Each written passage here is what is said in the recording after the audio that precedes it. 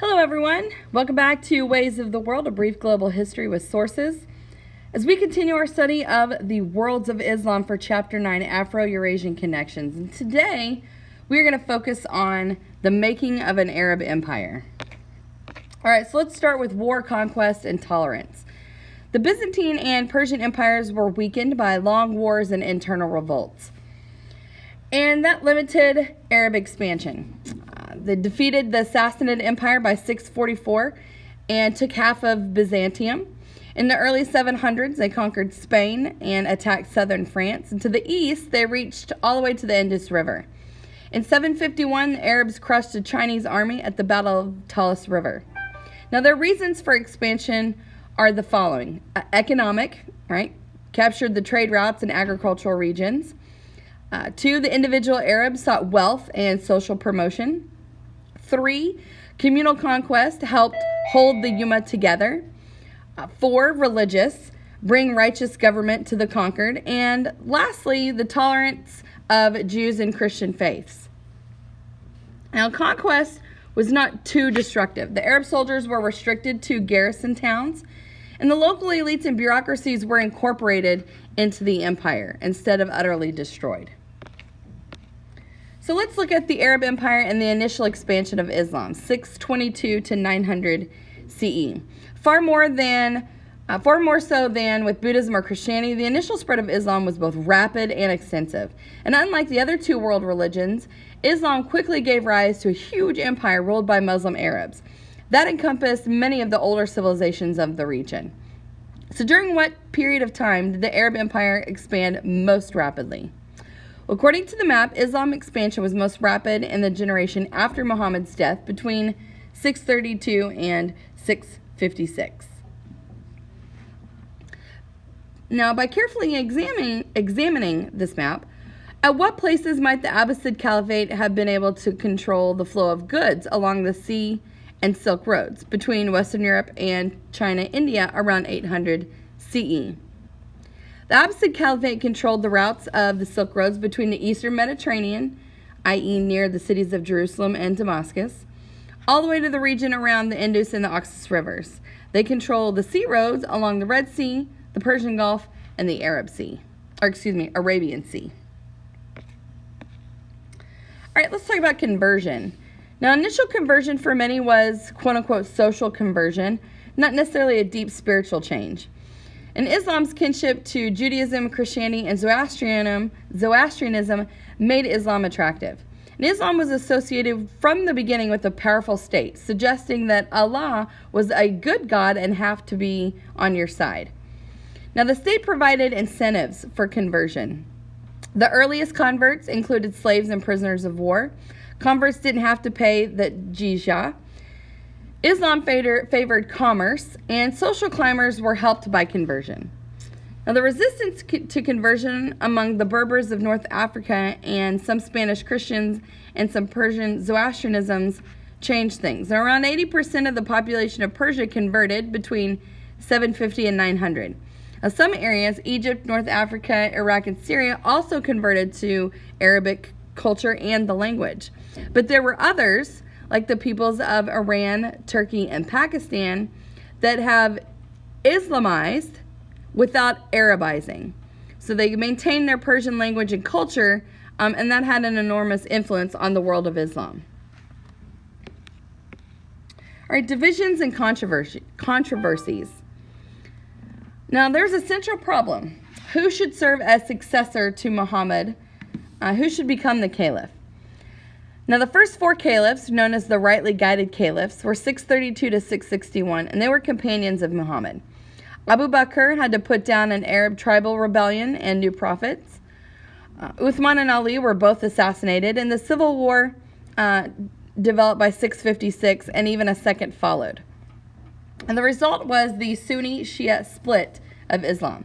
The Sunni Muslims are the caliphs, or they believe the caliphs were rightfully political and military leaders chosen by the Islamic community. And the Shia Muslims, they believe that the leaders should be blood relatives of Muhammad, descended from Ali and his son Hussein. Now, that started as a political conflict but soon became religious, and the Shias identified themselves as opponents of privilege. Now, over time, the caliphs became absolute monarchs. The Umayyad dynasty, 661 to 750, was a time of great expansion, and the Abbasid dynasty overthrew the Umayyads in 750 and ruled through 1258 with the onslaught of the Mongol invasion. Coming to an end to the Abbasid dynasty. Now, the basic religious issue, what does it mean to be a Muslim?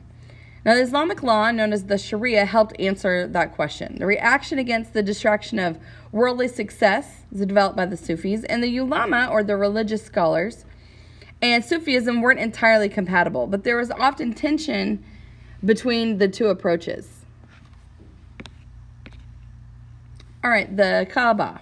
Now, located in Mecca, this stone structure covered with a black cloth and known as the Kaaba was originally home to the numerous deities of pre-Islamic Arabia. Cleansed by Muhammad, it became the sacred shrine of Islam and the destination of countless pilgrims undertaking the Hajj. Now, this photograph from 2015 shows worshippers praying around the Kaaba at the end of Ramadan, the holy month devoted to fasting. Now, what were the cultural effects of thousands of people making their pilgrimage to Mecca? The Hajj brought people together, hundreds of thousands of people, if not more, from around the world to one small area. This had the effect of cross-cultural interaction and exchange, increasing toleration of other races and ethnicities, as well as building a worldwide religious community. All right, Sufis and worldly power. Now, this early 17th century painting from India illustrates the tension between Sufis and worldly authorities. Here, the Muslim Mughal Emperor Jahangir, seated on an hourglass throne, gives his attention to the white-bearded Sufi holy man rather than to the prominent men, including a European figure shown in the bottom left. All right, Mulla Nasruddin.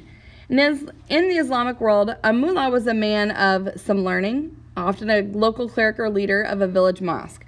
Far and away the most famous and beloved of mullahs is Nasruddin, considered both a wise man and a fool, both a sage and a simpleton. Stories about him have circulated for centuries and were well known long before the earliest written references to him appeared in the 13th century. Many people have claimed him.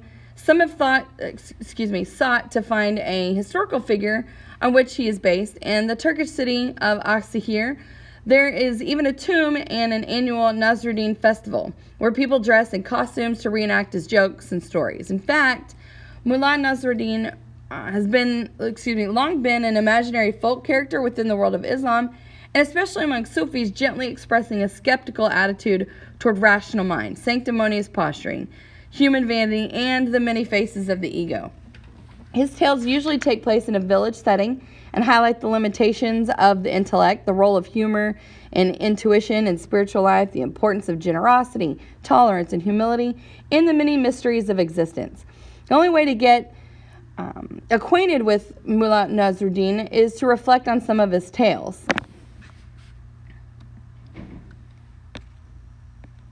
All right, women and men in early Islam. Okay, so what rise of Islam meant for women remains highly controversial. On a spiritual level, the Quran stated explicitly that women and men are their equals. On a social level, the Quran viewed women as subordinate, especially in marriage. Now, the Quran helped some women in many ways. Banned female infanticide, gave women control over their own property. They granted limited rights to inheritance. And there's a required women's consent for marriage, and they were allowed to divorce for both parties, and it recognized a woman's right to sexual satisfaction. Now, social practices of lands where Islam spread were also important in defining women's roles. Early Islam, some women played public roles, prayed in mosques. They weren't veiled or secluded, but there were growing restrictions on women, especially in upper classes under the Abbasids. Veiling and seclusion became standard among upper ruling classes. Lower class women didn't have the quote-unquote luxury of seclusion. And practices were determined by Middle Eastern traditions much more than by the Quran. Now, the hadiths, or the traditions about Muhammad, developed more negative images of women. Islam gave new religious outlets for women, especially as Sufis, in the Shia tradition as mullahs and as transmitters of the hadiths in Sunni Islam.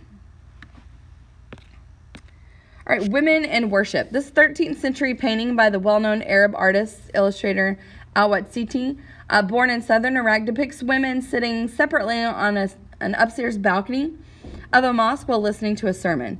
The Quran defined both male and female believers as equal before God, but long-established social customs in many Muslim societies prescribe the separation of men and women in public, especially during times of worship. So other than the separation described in the caption, how does this image display the patriarchy that developed in Muslim societies? What evidence could be used to refute the ideas expressed in the image? This image depicts patriarchy and that men are closer to the spiritual leader and are not veiled, unlike the women. Despite the author's intention with this image, women were not entirely relegated to second-class status in Islam. They could, for example, study with prominent scholars and become teachers themselves. Islamic education provided them a path to literacy, and religious ritual provided them the opportunity to interact with women outside their family. And Sufi Islam also accorded them a much greater role. And that concludes our study of the making of an Arab empire. I will see you guys for Islam and Cultural Encounter.